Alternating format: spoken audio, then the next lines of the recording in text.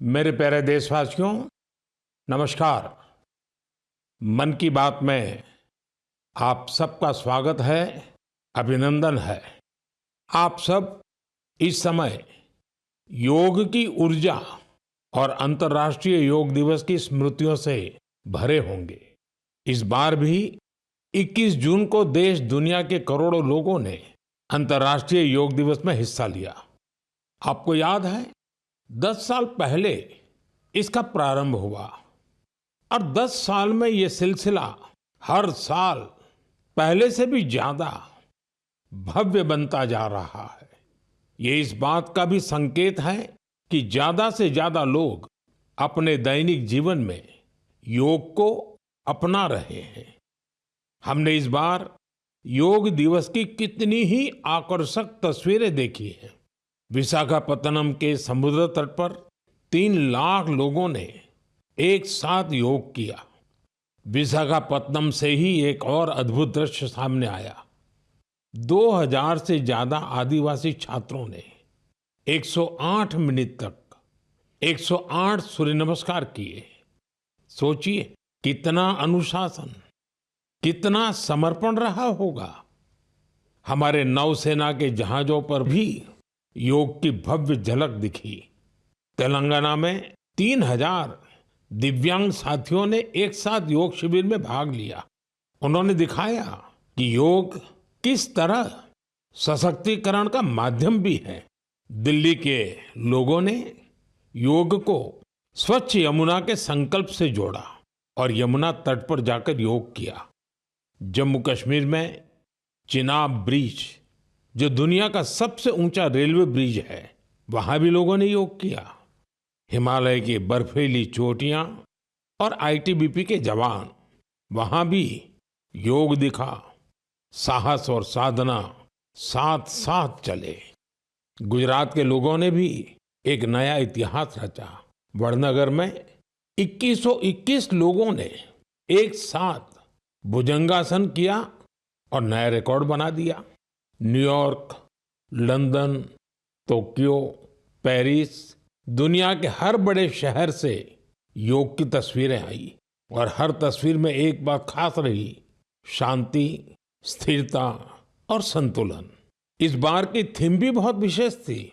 Yoga for one earth one health, यानी एक पृथ्वी एक स्वास्थ्य।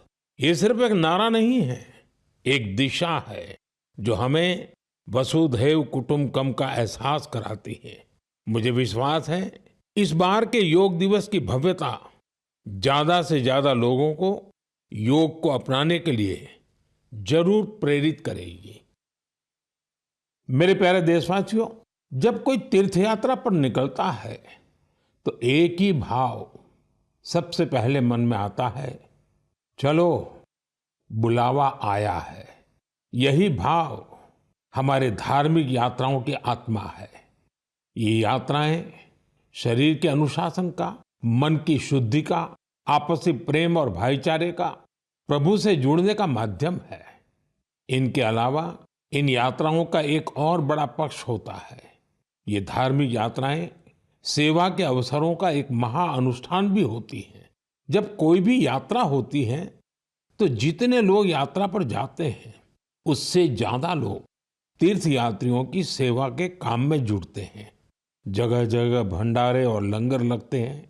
लोग सड़कों के किनारे प्याऊ लगवाते हैं। सेवा भाव से ही मेडिकल कैंप और सुविधाओं की व्यवस्था की जाती है।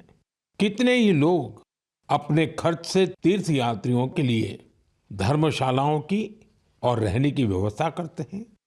साथियों, लंबे समय के बाद कैलाश मानसरोवर यात्रा का फिर से शुभारंभ हुआ है। कैलाश मानसरोवर यानी भगवान शिव का धाम।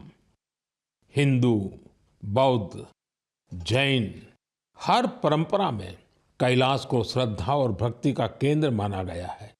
साथियों, 3 जुलाई से पवित्र अमरनाथ यात्रा शुरू होने जा रही है और सावन का पवित्र महीना भी कुछ ही दिन दूर है। अभी कुछ दिन पहले हमने भगवान जगन्नाथ जी की रथ यात्रा भी देखी है।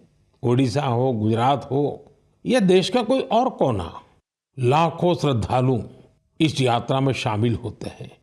उत्तर से दक्षिण, पूरब से पश्चिम, ये यात्राएं एक भारत श्रेष्ठ भारत के भाव का प्रतिबिंब है। जब हम श्रद्धा भाव से, पूरे समर्पण से और पूरे अनुशासन से अपनी धार्मिक यात्रा संपन्न करते हैं तो उसका फल भी मिलता है। मैं यात्राओं पर जा रहे सभी सौभाग्यशाली श्रद्धालुओं को अपनी शुभकामनाएं देता हूं। जो लोग सेवा भावना से इन यात्राओं को सफल और सुरक्षित बनाने में जुटे हैं, उन्हें भी साधुवाद देता हूं। मेरे प्यारे देशवासियों, अब मैं आपको देश की 2 ऐसी उपलब्धियों के बारे में बताना चाहता हूं जो आपको गर्व से भर देंगी। इन उपलब्धियों की चर्चा वैश्विक संस्थाएं कर रही हैं। WHO यानी विश्व स्वास्थ्य संगठन और ILO यानी इंटरनेशनल लेबर ऑर्गेनाइजेशन ने देश की इन उपलब्धियों की भरपूर सराहना की है। पहली उपलब्धि तो हमारे स्वास्थ्य से जुड़ी है। आप में से बहुत से लोगों ने आंखों की एक बीमारी के बारे में सुना होगा, ट्रैकोमा। ये बीमारी बैक्टीरिया से फैलती है। एक समय था जब ये बीमारी देश के कई हिस्सों में आम थी। ध्यान नहीं दिया जाए तो इस बीमारी से धीरे धीरे आंखों की रोशनी तक चली जाती थी। हमने संकल्प लिया कि ट्रैकोमा को जड़ से खत्म करेंगे और मुझे आपको ये बताते हुए बहुत खुशी है कि विश्व स्वास्थ्य संगठन यानी WHO ने भारत को ट्रैकोमा फ्री घोषित कर दिया है। अब भारत ट्रैकोमा मुक्त देश बन चुका है। ये उन लाखों लोगों की मेहनत का फल है जिन्होंने बिना थके, बिना रुके इस बीमारी से लड़ाई लड़ी। ये सफलता हमारे हेल्थ वर्कर्स की है। स्वच्छ भारत अभियान से भी इसे मिटाने में बड़ी मदद मिली।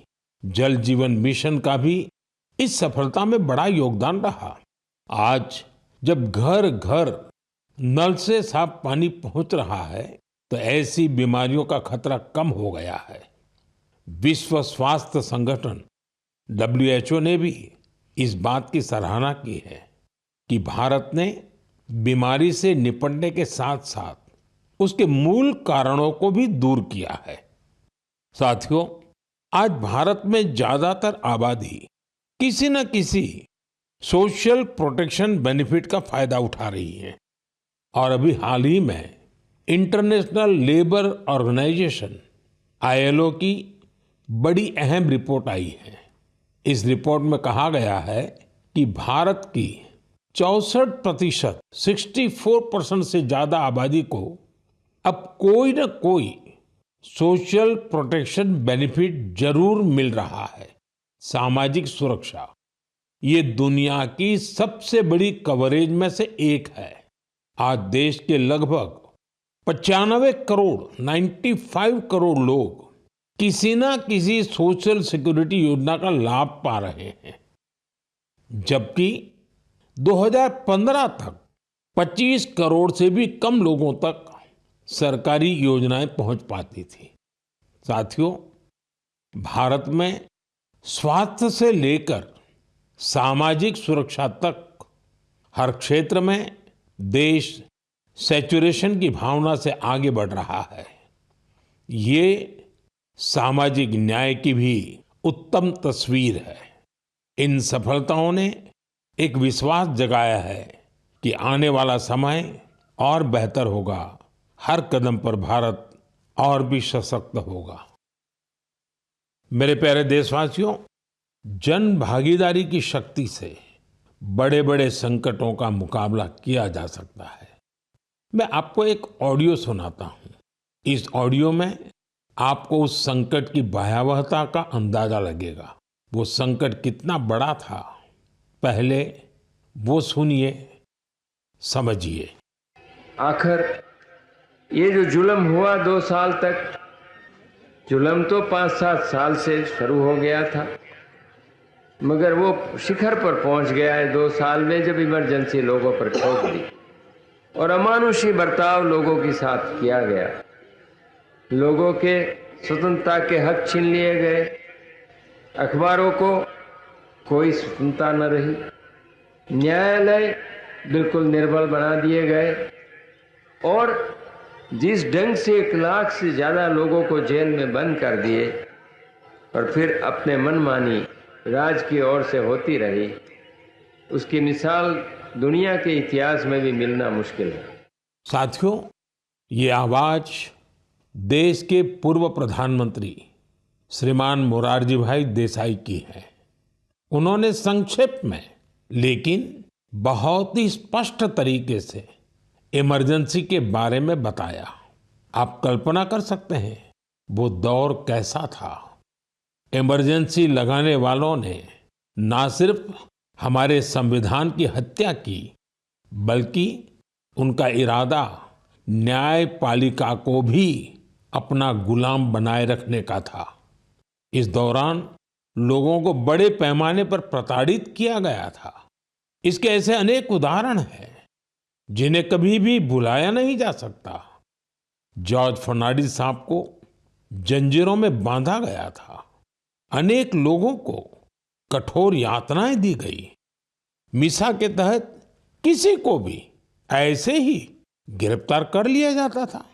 स्टूडेंट्स को भी परेशान किया गया। अभिव्यक्ति की आजादी का भी गला घोंट दिया गया। साथियों, उस दौर में जो हजारों लोग गिरफ्तार किए गए, उन पर ऐसे ही अमानवीय अत्याचार हुए। लेकिन ये भारत की जनता का सामर्थ्य है कि वो झुकी नहीं, टूटी नहीं और लोकतंत्र के साथ कोई समझौता उसने स्वीकार नहीं किया। आखिरकार जनता जनार्दन की जीत हुई। आपातकाल हटा लिया गया और आपातकाल थोपने वाले हार गए। बाबू जगजीवन राम जी ने इस बारे में बहुत ही सशक्त तरीके से अपनी बातें रखी थी। बहनों और भाइयों, पिछला चुनाव नहीं था, भारत की जनता का एक महान अभियान था। उस समय के परिस्थितियों को बदल देने का, तानाशाही के धारा को मोड़ देने का और भारत में प्रजातंत्र की बुनियाद को मजबूत कर देने का। अटल जी ने भी तब अपने ही अंदाज में जो कुछ कहा था, वो भी हमें जरूर सुनना चाहिए। बहनों और भाइयों, देश में जो कुछ हुआ उसे केवल चुनाव नहीं कह सकते। एक शांतिपूर्ण क्रांति हुई है। लोक शक्ति की लहर ने लोकतंत्र की हत्या करने वालों को इतिहास के कूड़ेदान में फेंक दिया है। साथियों, देश पर इमरजेंसी थोपे जाने के 50 वर्ष कुछ दिन पहले ही पूरे हुए हैं। हम देशवासियों ने संविधान हत्या दिवस मनाया है। हमें हमेशा उन सभी लोगों को याद करना चाहिए जिन्होंने इमरजेंसी का डटकर मुकाबला किया था। इससे हमें अपने संविधान को सशक्त बनाए रखने के लिए निरंतर सजग रहने की प्रेरणा मिलती है। मेरे प्यारे देशवासियों, आप एक तस्वीर की कल्पना कीजिए। सुबह की धूप पहाड़ियों को छू रही है। धीरे धीरे उजाला मैदानों की ओर बढ़ रहा है और उसी रोशनी के साथ बढ़ रही है फुटबॉल प्रेमियों की टोली। सीटी बजती है और कुछ ही पलों में मैदान तालियों और नारों से गूंज उठता है। हर पास, हर गोल के साथ लोगों का उत्साह बढ़ रहा है। आप सोच रहे होंगे कि कौन सी खूबसूरत दुनिया है। साथियों, ये तस्वीर असम के एक प्रमुख क्षेत्र बोडोलैंड की वास्तविकता है। बोडोलैंड आज अपने एक नए रूप के साथ देश के सामने खड़ा है। यहाँ के युवाओं में जो ऊर्जा है, जो आत्मविश्वास है, वो फुटबॉल के मैदान में सबसे ज्यादा दिखता है। बोडो टेरिटोरियल एरिया में बोडोलैंड कैंप कप का आयोजन हो रहा है। ये सिर्फ एक टूर्नामेंट नहीं है, ये एकता और उम्मीद का उत्सव बन गया है। 3,700 से ज्यादा टीमें, करीब 70,000 खिलाड़ी और उनमें भी बड़ी संख्या में हमारी बेटियों की भागीदारी। ये आंकड़े बोडोलैंड में बड़े बदलाव की गाथा सुना रहे हैं। बोडोलैंड अब देश के खेल नक्शे पर, स्पोर्ट्स के मैप पर अपनी चमक और बढ़ा रहा है। साथियों, एक समय था जब संघर्ष ही यहाँ की पहचान थी। तब यहाँ के युवाओं के लिए रास्ते सीमित थे, लेकिन आज उनकी आंखों में नए सपने हैं और दिलों में आत्मनिर्भरता का हौसला है। यहाँ से निकले फुटबॉल खिलाड़ी अब बड़े स्तर पर अपनी पहचान बना रहे हैं। हालीचरण नार्जारी, दुर्गा बोरो, अपूर्वा नार्जारी, मनबीर बसुमतारी, ये सिर्फ फुटबॉल खिलाड़ियों के नाम नहीं है, ये उस नई पीढ़ी की पहचान है जिन्होंने बोडोलैंड को मैदान से राष्ट्रीय मंच तक पहुंचाया। इनमें से कई ने सीमित संसाधनों में अभ्यास किया, कई ने कठिन परिस्थितियों में अपने रास्ते बनाए और आज इनका नाम लेकर देश के कितने ही नन्हे बच्चे अपने सपनों की शुरुआत करते हैं। साथियों, अगर हमें अपने सामर्थ्य का विस्तार करना है तो सबसे पहले हमें अपनी फिटनेस और वेलबीइंग पर ध्यान देना होगा। वैसे साथियों, फिटनेस के लिए, ओबेसिटी कम करने के लिए मेरा एक सुझाव आपको याद है ना? खाने में 10% तेल कम करो, मोटापा घटाओ। जब आप फिट होंगे तो जीवन में और ज्यादा सुपर हिट होंगे। मेरे प्यारे देशवासियों, हमारा भारत जिस तरह अपनी क्षेत्रीय, भाषाई और सांस्कृतिक विविधता के लिए जाना जाता है, उसी तरह कला, शिल्प और कौशल की विविधता भी हमारे देश की एक बड़ी खूबी है। आप जिस क्षेत्र में जाएंगे वहां की कुछ न कुछ खास और लोकल चीज के बारे में आपको पता चलेगा। हम अक्सर मन की बात में देश के ऐसे यूनिक प्रोडक्ट्स के बारे में बात करते हैं। ऐसा ही एक प्रोडक्ट है मेघालय का एरी सिल्क। इसे कुछ दिन पहले ही जीआई टैग मिला है। एरी सिल्क मेघालय के लिए एक धरोहर की तरह है। यहाँ की जनजातियों ने, खासकर खासी समाज के लोगों ने पीढ़ियों से इसे सहेजा भी है और अपने कौशल से समृद्ध भी किया है। इस सिल्क की कई ऐसी खूबियां हैं जो इसे बाकी फैब्रिक से अलग बनाती हैं। इसकी सबसे खास बात है इसे बनाने का तरीका। इस सिल्क को जो रेशम के कीड़े बनाते हैं, उसे हासिल करने के लिए कीड़ों को मारा नहीं जाता है, इसलिए इसे अहिंसा सिल्क भी कहते हैं। आजकल दुनिया में ऐसे प्रोडक्ट्स की डिमांड तेजी से बढ़ रही है जिनमें हिंसा न हो और प्रकृति पर उनका कोई दुष्प्रभाव न पड़े। इसलिए मेघालय का एरी सिल्क ग्लोबल मार्केट के लिए एक परफेक्ट प्रोडक्ट है। इसकी एक और खास बात है, ये सिल्क सर्दी में गर्म करता है और गर्मियों में ठंडक देता है। इसकी एक खूबी इसे ज्यादातर जगहों के लिए अनुकूल बना देती है। मेघालय की महिलाएं अब सेल्फ हेल्प ग्रुप के जरिए अपनी इस धरोहर को और बड़े स्केल पर आगे बढ़ा रही हैं। मैं मेघालय के लोगों को एरी सिल्क को जीआई टैग मिलने पर बधाई देता हूं। मैं आप सबसे भी अपील करूंगा, आप भी एरी सिल्क से बने कपड़ों को जरूर ट्राई करें। और हाँ, khadi, handloom, handicraft, vocal for local, इन्हें भी आपको हमेशा याद रखना है। ग्राहक भारत में बने प्रोडक्ट ही खरीदें और व्यापारी भारत में बने प्रोडक्ट ही बेचें, तो आत्मनिर्भर भारत अभियान को नई ऊर्जा मिलेगी। मेरे प्यारे देशवासियों, विमेन लेड डेवलपमेंट का मंत्र भारत का नया भविष्य गढ़ने के लिए तैयार है। हमारी माताएं, बहनें, बेटियां आज सिर्फ अपने लिए ही नहीं बल्कि पूरे समाज के लिए नई दिशा बना रही हैं। आप तेलंगाना के भद्राचलम की महिलाओं की सफलता के बारे में जानेंगे तो आपको भी अच्छा लगेगा। ये महिलाएं कभी खेतों में मजदूरी करती थी, रोजी रोटी के लिए दिन भर मेहनत करती थी। आज वही महिलाएं मिलेट्स, श्री अन्न से बिस्किट बना रही हैं। भद्रादी मिलेट मैजिक नाम से ये बिस्किट हैदराबाद से लंदन तक जा रहे हैं।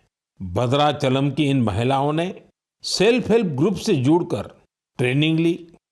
साथियों, इन महिलाओं ने एक और सराहनीय काम किया है। इन्होंने गिरी सैनिटरी पैड्स बनाना शुरू किया। सिर्फ 3 महीने में 40,000 पैड्स तैयार किए और उन्हें स्कूलों और आसपास के ऑफिसों में पहुंचाया, वो भी बहुत ही सस्ती कीमत पर। साथियों, कर्नाटका के कलबुर्गी की महिलाओं की उपलब्धि भी बेहतरीन है। इन्होंने ज्वार की रोटी को एक ब्रांड बना दिया है। इन्होंने जो कोऑपरेटिव बनाई है उसमें हर रोज 3,000 से ज्यादा रोटियां बन रही हैं। इन रोटियों की खुशबू अब सिर्फ गांव तक सीमित नहीं है। बेंगलुरु में स्पेशल काउंटर खुल चुका है। ऑनलाइन फूड प्लेटफॉर्म पर ऑर्डर आ रहे हैं। कलबुर्गी की रोटी अब बड़े शहरों के किचन तक पहुंच रही है। इसका बहुत शानदार असर इन महिलाओं पर पड़ा है। उनकी आय बढ़ रही है। साथियों, अलग अलग राज्यों की इन गाथाओं में अलग अलग चेहरे हैं, लेकिन उनकी चमक एक जैसी है। ये चमक है आत्मविश्वास की, आत्मनिर्भरता की। ऐसा ही एक चेहरा है मध्य प्रदेश की सुमा उइके। सुमा जी का प्रयास बहुत सराहनीय है। उन्होंने बालाघाट जिले के कटंगी ब्लॉक में सेल्फ हेल्प ग्रुप से जुड़कर मशरूम की खेती और पशुपालन की ट्रेनिंग ली। इससे उन्हें आत्मनिर्भरता की राह मिल गई। सुमा उइके की आय बढ़ी तो उन्होंने अपने काम का विस्तार भी किया। छोटे से प्रयास से शुरू हुआ ये सफर अब दीदी कैंटीन और थर्मल थेरेपी सेंटर तक पहुंच चुका है। देश के कोने कोने में ऐसी ही अनगिनत महिलाएं अपना और देश का भाग्य बदल रही हैं।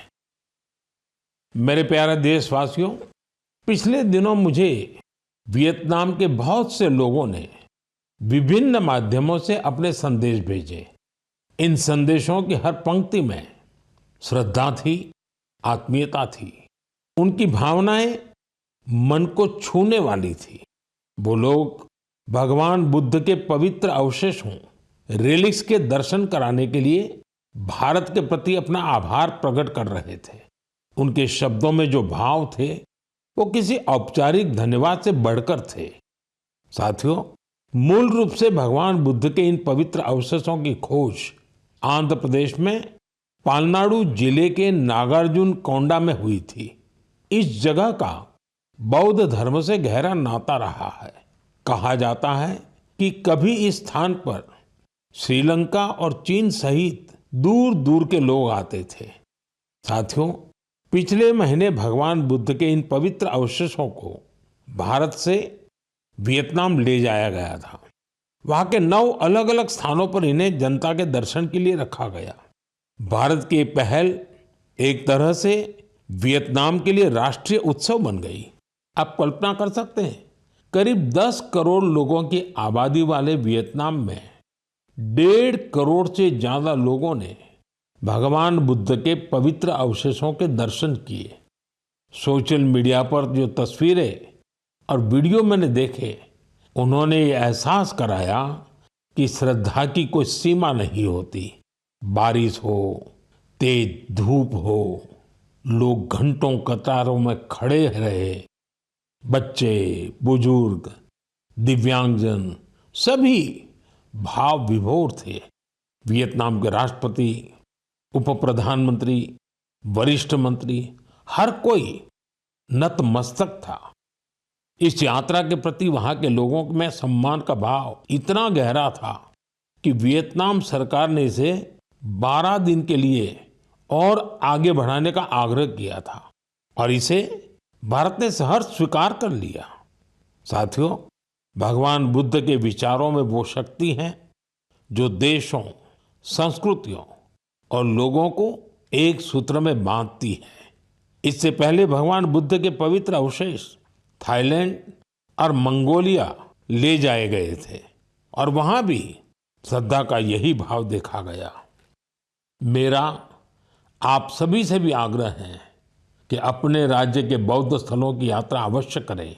एक आध्यात्मिक अनुभव होगा, साथ ही हमारी सांस्कृतिक विरासत से जुड़ने का एक सुंदर अवसर भी बनेगा। मेरे प्यारे देशवासियों, इस महीने हम सब ने विश्व पर्यावरण दिवस मनाया। मुझे आपके हजारों संदेश मिले। कई लोगों ने अपने आसपास के उन साथियों के बारे में बताया जो अकेले ही पर्यावरण बचाने के लिए निकल पड़े थे और फिर उनके साथ पूरा समाज जुड़ गया। सबका यही योगदान हमारी धरती के लिए बड़ी ताकत बन रहा है। पुणे के श्री रमेश खरमाले जी, उनके कार्यों को जानकर आपको बहुत प्रेरणा मिलेगी।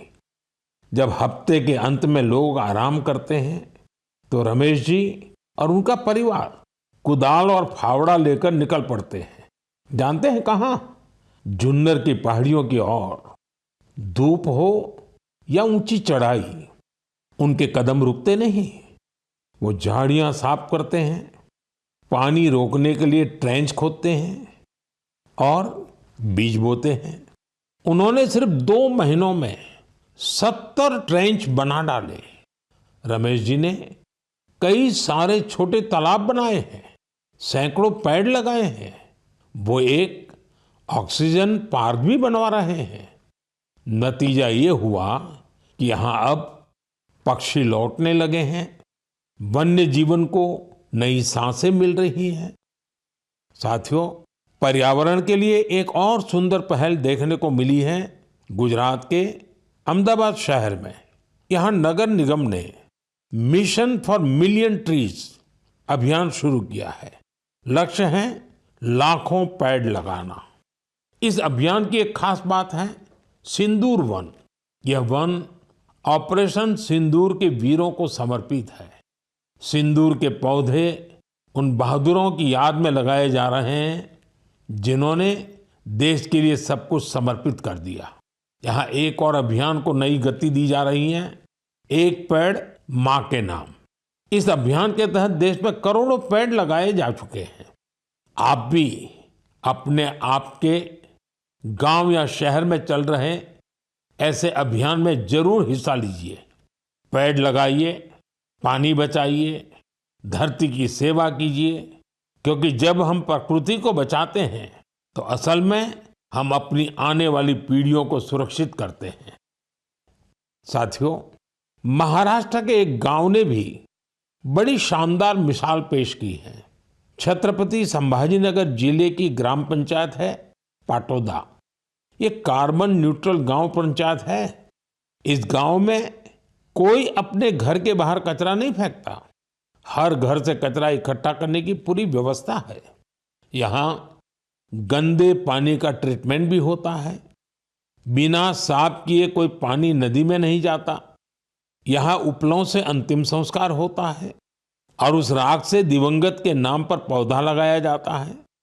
इस गांव में साफ सफाई भी देखते ही बनती है। छोटी छोटी आदतें जब सामूहिक संकल्प बन जाती हैं तो बड़ा बदलाव तय हो जाता है। मेरे प्यारे साथियों, इस समय सबकी निगाहें इंटरनेशनल स्पेस सेंटर पर भी है। भारत ने एक नया इतिहास रचा है।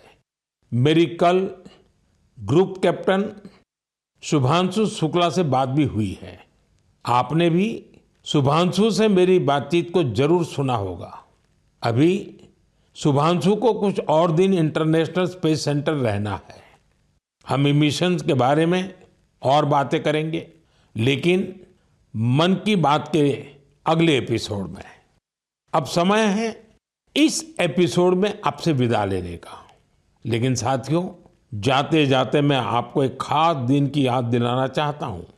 1 जुलाई, परसों, यानी 1 जुलाई को हम 2 बेहद महत्वपूर्ण प्रोफेशंस का सम्मान करते हैं, डॉक्टर्स और सीए।